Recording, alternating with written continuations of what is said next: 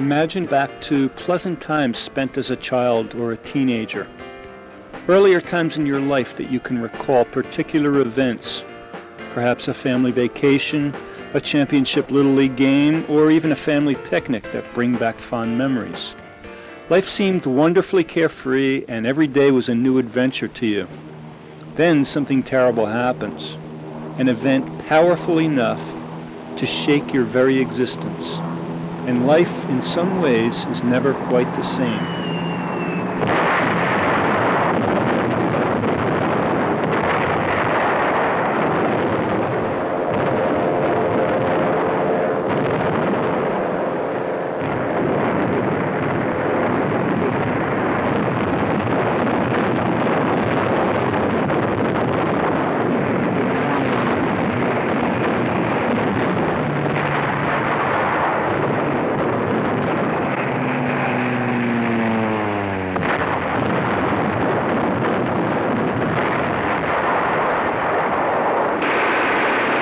That is how life was dramatically changed for all Americans on December 7th, 1941, the day the Japanese Imperial forces invaded Pearl Harbor, Hawaii.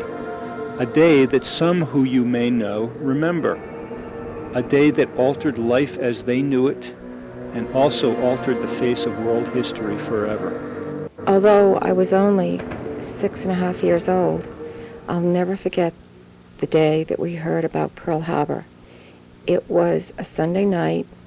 I lived in a little town in New England. We were in the living room listening to the radio show, The Shadow. And a bulletin came over the radio that Pearl Harbor had been invaded.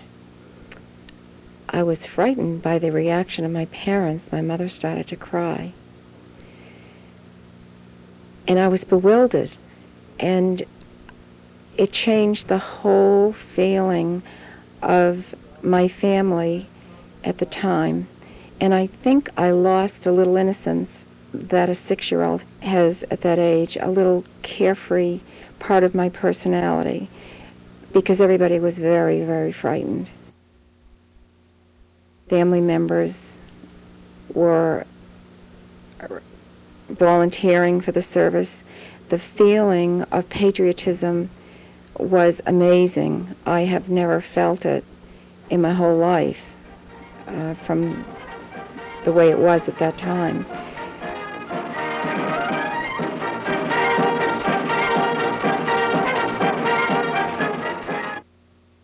I remember as a first, second grade student, I was home with my family living in Newark in an apartment, and the radio was on in the morning, on a Sunday morning, and we heard that the Japanese had bombed Pearl Harbor and the United States was at war with Japan. A date which will live in infamy. The United States of America. Later that evening, President Franklin Delano Roosevelt addressed the Congress asking them to pass a resolution, a declaration of war. That was broadcast over the radio. We didn't have television at the time. And I remember my father was glued to the radio listening to this speech. It wasn't until really months later that I understood the dangers involved. I was in Baltimore, Maryland at the time. I just came out of this little restaurant after having breakfast. It was approximately 11 o'clock in the morning. Went out on the street corner and was hanging around there for a moment. And a couple of guys walked up to me and said, "Did you hear Pearl Harbor was bombed?"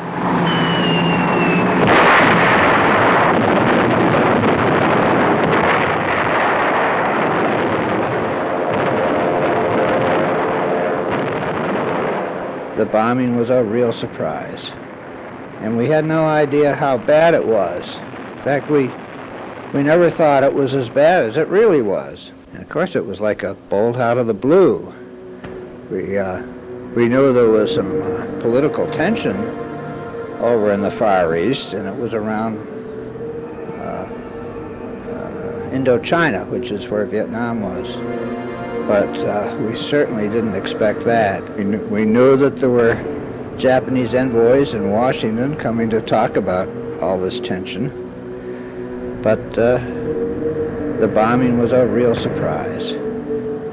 As a result of the war, of course, I was away for several years, 3 years. We lost some close friends in the war. One of my high school classmates was a big hero in Italy, in battle in Italy, and he got killed there. Another friend stepped on a landmine in Italy, lost his leg. A friend of mine in flight training got killed trying to land in the fog out in Utica, New York. Overseas, a fellow got killed on takeoff just after he'd left my tent. He went out, got in a plane, and got killed almost immediately. So there was a lot of tragedy, as everyone knows, and some of it was close to me. Now, every year, I go to a veterans reunion for glider pilot veterans, Army glider pilots. I've got my wings on today just so you could get a little peek at them. There were about 5,000 of us trained, and now we're down to about 1,000 of us that are left. So my whole life completely changed. If the war hadn't started, I probably would have stayed in Greenfield, Mass, and worked in shops there, the machine shops, and become a machinist. Maybe a good one, I hope. So the war changed everything. Nothing is the same. Although we as a people enjoy the security of world peace today, let us not forget the lessons offered by those who have experienced less fortunate times. Through their words, we can benefit from the living history that they embody. Through their life experiences, we can recall the lessons offered to us from darker times, thus allowing us to hopefully avoid similar mistakes in the future. We encourage you to talk to your relatives, neighbors, and family friends about historic events that they have lived through. Their special and unique perspectives offer us a look into reality that other sources cannot provide.